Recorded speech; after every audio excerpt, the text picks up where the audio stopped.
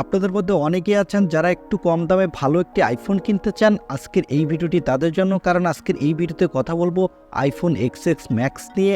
এই ফোনটি বর্তমানে কিছুটা কম দামে পাওয়া যাচ্ছে। অনেকেই এই ফোনটি ক্যামেরার জন্য কিনতে চাচ্ছেন, আবার অনেকে গেমিংয়ের জন্য কিনতে চাচ্ছেন। তাদেরকে 2023 সালে এসে এই ফোনটি কেনা ঠিক হবে কিনা, তাই আজকের এই ভিডিওতে এই ফোনটির ক্যামেরা এবং গেমিং টেস্ট করে দেখাবো যে এই ফোনটির পারফরমেন্স এখন কেমন পাবেন।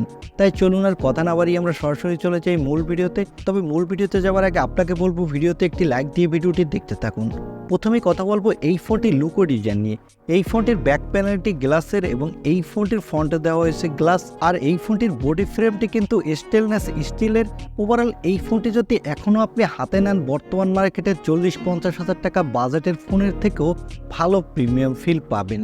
এবারে কথা বলবো এই ফোনটির ডিসপ্লে কোয়ালিটি নিয়ে। এই ফোনটির ডিসপ্লেটির সাইজ হলো 6.5 ইঞ্চি মাপের একটি full HD plus super retina OLED display. এই ডিসপ্লেটি HDR10 সাপোর্টেড, আর এই ডিসপ্লেতে দেওয়া হয়েছে ডলবি ভিশন এবং এই ডিসপ্লেটির PPI ডেন্সিটি হলো 458, আর এই ডিসপ্লেটির পিক ব্রাইটনেস হলো 625 এবং ডিসপ্লেটিতে থাকছে ক্র্যাশ রেজিস্ট্যান্স গ্লাস। এই ডিসপ্লেতে ডিরেক্ট সানলাইটে কোনো প্রকার ব্রাইটনেসের ঘাটতি পাবেন না এবং এই ডিসপ্লেটি বর্তমানে 30-35 হাজার টাকা বাজেটের ফোনের থেকেও অনেক বেশি ব্রাইট। এবং যারা গেমিংয়ের জন্য এই ফোনটি কিনতে চাচ্ছেন, তারা এই ডিসপ্লেতে হাই রিফ্রেশ না থাকলেও আপনি গেমিংয়ে কিন্তু ভালো স্মুথ পারফরমেন্সই পাবেন। আর এই ডিসপ্লেটি কিন্তু 3D টাচ ডিসপ্লে। এবারে কথা বলবো এই ফোনটির ক্যামেরা কোয়ালিটি নিয়ে। এই ফোনটির ব্যাক সাইডে থাকছে ডুয়াল ক্যামেরা সেটআপ, তা অনেকেই জানেন। এর প্রাইমারি লেন্সটি হলো 12 মেগাপিক্সেলের, এর অ্যাপারচার f1.8 এবং এর সেন্সর সাইজ 1.4 মিলিমিটার। আর এখানে দেওয়া হচ্ছে ওএসএস সাপোর্ট, সাথে থাকছে আর একটা 12 মেগাপিক্সেলের টেলিফোটো লেন্স, এটার সেন্সর হলো 1 মিলিমিটার এবং এখানেও দেওয়া হয়েছে ওএসএস সাপোর্ট। আর এই টেলিফোটো লেন্সটি দিয়ে আপনি 2x পর্যন্ত অপটিক্যাল জুম করতে পারবেন। ওভারঅল এই ফোনটির ব্যাক ক্যামেরা দিয়ে আপনি 4K-তে 30 এবং 60 FPS পর্যন্ত ভিডিও রেকর্ড করতে পারবেন। 4 বছর আগের ফোন হলেও এই ফোনটির ফটোগ্রাফি এবং ভিডিওগ্রাফির কোয়ালিটি কিন্তু এখনও 4 বছর পরেও অনেক বেটার। বর্তমান মার্কেটে 30-35 বা 40 হাজার টাকা ফোনের থেকেও অনেক বেটার পাবেন।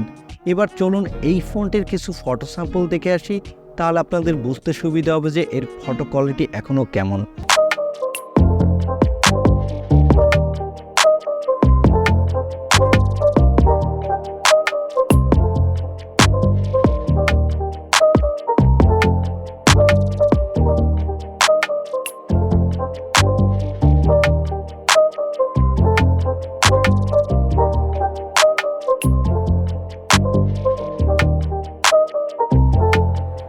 আপনাদের মধ্যে অনেকেই আছেন যারা এই ফোনটি ভিডিওগ্রাফির জন্য কিনতে চান।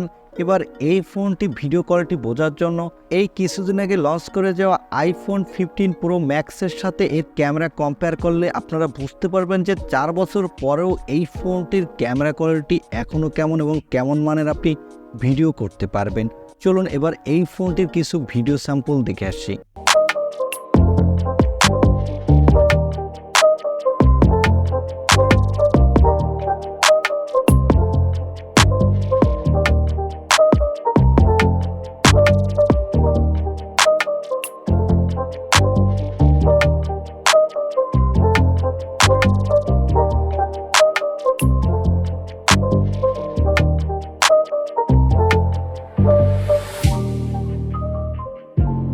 এই ফোনটির ভিডিও কোয়ালিটি এবং ফটো কোয়ালিটি দেখে আপনারা বুঝতে পারছেন যে এখনকার মার্কেটে 30-40 হাজার টাকা ফোনের থেকে এর ফটো কোয়ালিটি এবং ভিডিও কোয়ালিটি অনেক বেটার। তাই যারা এই ফোনটি ক্যামেরার জন্য কিনতে চান, তারা চাইলে এই ফোনটি নিতে পারেন।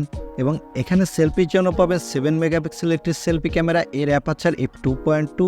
এখানে কিন্তু আপনি ভালো কোয়ালিটির সেলফি তুলতে পারবেন 7 মেগাপিক্সেলের হলেও, আর এখানে ফুল এইচডি প্লাস ভিডিও রেকর্ডও করতে পারবেন। এবারে কথা বলবো এই ফোনটির অন্যতম হাইলাইটেড অপশন অর্থাৎ এর পারফরমেন্স নিয়ে। এই ফোনটিতে প্রসেসর দেওয়া হয়েছে অ্যাপেলের বায়োনিক A12 প্রসেসর। এই প্রসেসরটি 7 ন্যানোমিটার আর্কিটেক্টে বিল্ড এবং এই প্রসেসরটি দিয়ে কিন্তু আপনি এখনও ভালো গেমিং করতে পারবেন। এখানে PUBG, free fire, call of duty, asphalt 9-এর মতো গেমগুলো আপনি হাই সেটিংসে স্মুথলি খেলতে পারবেন কোনো প্রকার ল্যাগ বা ফ্রেম ড্রপ ছাড়া। আর এই ফোনটিতে আশা করা হচ্ছে এখনও আপনি 2 থেকে 3 বছর মিনিমাম আপডেট পাবেন। এবং এই ফোনটিতে ব্যাটারি হলো 3174 mAh ব্যাটারি, আর এখানে 15 ওয়াট পর্যন্ত চার্জার সাপোর্ট করবে।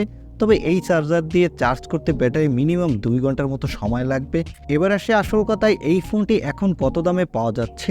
এই ফোনটি বর্তমানে 64GB ভেরিয়েন্টটি পাওয়া যাচ্ছে 26 থেকে 28 হাজারের মধ্যে, এবং এর 128GB ভেরিয়েন্টটি পাওয়া যাচ্ছে 32 থেকে 34 হাজারের মধ্যে। আর এই ফোনটি 256GB ভেরিয়েন্টে আপনি কিনতে পারবেন 36 থেকে 38 হাজার টাকার মধ্যে। তবে এর কন্ডিশনের উপরও এই ফোনটির দাম কিছুটা নির্ভর করবে। কন্ডিশন ভালো হলে সেক্ষেত্রে দাম আরও কিছুটা বেশি হতে পারে, আবার খারাপ হলে দাম আরও কিছুটা কমও হতে পারে। তবে এই ফোনটি কেনার আগে আপনি অবশ্যই কয়েকটা বিষয় খেয়াল রাখবেন, না হলে আপনি ঠকে যাওয়ার সম্ভাবনা আছে। এই ফোনটির ডিসপ্লে চেঞ্জ হলে আপনি কিনবেন না, এবং এই ফোনটির ব্যাটারি চেঞ্জ হলেও কিনবেন না, তাহলে ব্যাটারি ব্যাকআপ অনেক কম পাবেন। এবং এই ফোনটি যদি সার্ভিসিং করা হয় তাহলে আপনি কিনবেন না, এবং আপনি ভালো করে দেখলে বুঝতে পারবেন সার্ভিসিং হলে কোনো জায়গায় ক্র্যাশ থাকবে বা আঠাও জাতীয় কিছু লাগানো থাকবে, তখন এই ফোনগুলো আপনি কিনবেন না, তাহলে আপনি ভালো সার্ভিস পাবেন না। এবং এই ফোনটি যদি ব্যাটারি ব্যাকআপ মিনিমাম 80-র উপরে থাকে তখন আপনি কিনবেন, যদি 80-র কম থাকে আপনি কিনবেন না।